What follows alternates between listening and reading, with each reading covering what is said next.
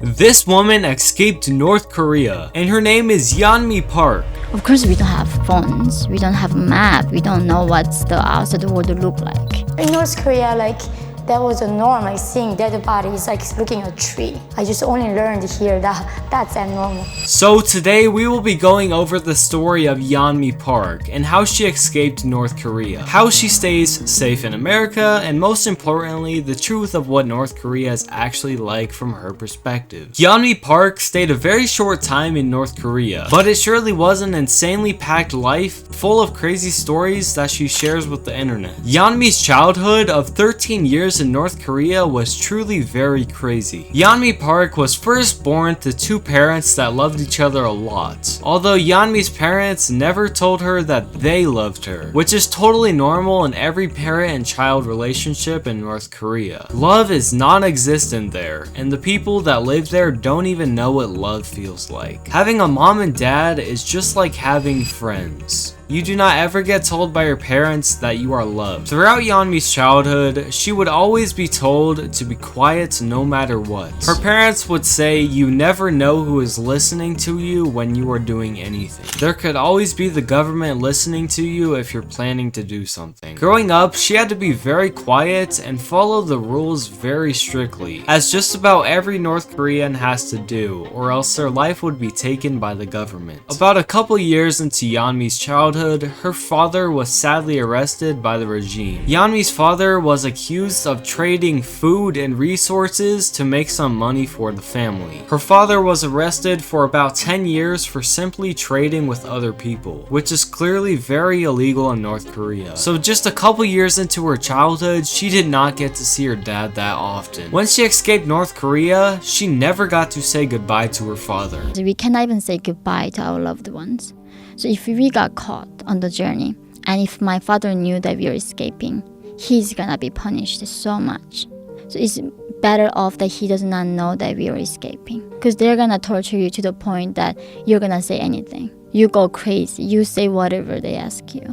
So if he actually knew that we were escaping, it wouldn't good for him. He would be dead. So I told him, I'm like, you cannot tell father that we are escaping. Yeonmi says that growing up and seeing dead bodies on the streets was her daily routine. This was very normal in her life. Although it sounds sad seeing dead bodies on the street all the time, this was very normal in her life. Going to the river to get food and water, she didn't even acknowledge the dead bodies, because if Yeonmi didn't eat, she would die of hunger. She basically lived every day not knowing if she would eat or not. She was spending all day wondering if she would even eat in general. Sadly, both of Yeonmi's grandparents died at such a young age from hunger and malnutrition. Yeonmi says that it felt like North Korea was purposely trying to kill off their population. Her body was non-stop owned by the government, and she had no freedom there whatsoever. When she lived in this country, the government would always tell everyone that the USA was constantly trying to start something with their country. For instance, they would always tell people that USA was trying to start a war with them. But in reality, it was always North Korea that was trying to attack the USA. North Korea hates USA very much. So growing up, not many people knew about any other country than the USA. She was taught that if she does anything that reminds the government of the USA, she would be killed no matter what. Yeonmi has said that she has seen people get shot before just for wearing a pair of jeans in this country. So if you wear your jeans, you go to prison, because jeans are the symbol of capitalism. Literally, people get executed. The government does not like jeans because it reminds them of the USA too much. The way that Yeonmi was taught that if she disrespects the leaders, then she would be killed is something a little bit too extreme. So on the news, they would grab a civilian that did something against the law and kill them right in front of them. Yes, just kill someone right on live television. They did not care. And then afterwards of killing the civilian, they would say, if you disrespect Kim Jong-un, this is what I will do to you. Which in my opinion is very, very sad and just makes me grateful for the country where I live. Just imagine if your leader went on the news and shot someone right in front of you, and then afterwards says that this is what I will do to you if you disobey my laws. So obviously a very sad story, but now we will go over on how Yeonmi Park successfully escaped the country North Korea. Luckily, I was living in the border town of North Korea. Literally North Korea is the darkest place on earth. we do not have electricity. So I was able to see some electricity coming from China. And that's when I thought, maybe if I go where the lights were, I might be able to find a bottle of rice. But luckily, my sister who escaped left me a note saying, go find this lady, she's gonna help you to escape.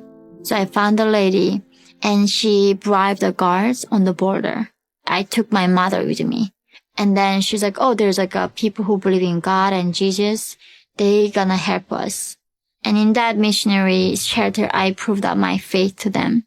And that's how I became free. When Yeonmi Park got to South Korea, she was finally told for the first time that everything that Kim Jong-un told her was a lie for her entire life. Immediately, everything made sense to her. Shortly after this, Yeonmi started missing her family and felt so bad for them. Before she escaped, she did not know that her entire life was that bad the whole time. When I got to South Korea, they told me, oh, everything you believed was a lie. Kims are not gods. He cannot read your minds. They copy the Bible. They are dictators. And when I read that Georgia was an animal farm, that's when everything made sense to me. And that's also I understood, for the first time, the price of silence. And North Korea didn't become that way in one day. Because the people who were in there, in the system, were scared and they did not speak up.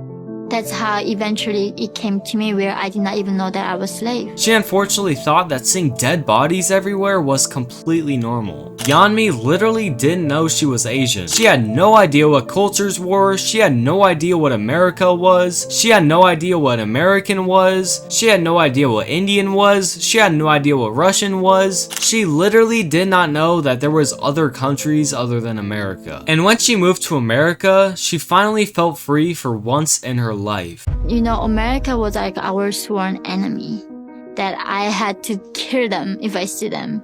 And they told us that Americans are cold-blooded and monsters.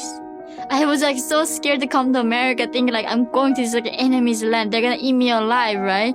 And then as I landed Houston airport, these people were just like holding their children, eating chips and burgers and smiling. Like, this is only American thing. When you go take the picture, Americans put the biggest smile in the world. She sees America as the most free country in the world, and she loved it very much. America was so much different than what she was used to in North Korea. In 2018, Yeonmi Park gave birth to her son. She found it pretty funny that the birth certificate said that the mom was North Korean and the dad was American. She is now educating millions of people about the most isolated country in the world, North Korea, as that is basically all we can do as well. Spreading the word is the only way we could possibly save North Korea. And at the end of the day, you should just be grateful for the country that you live in.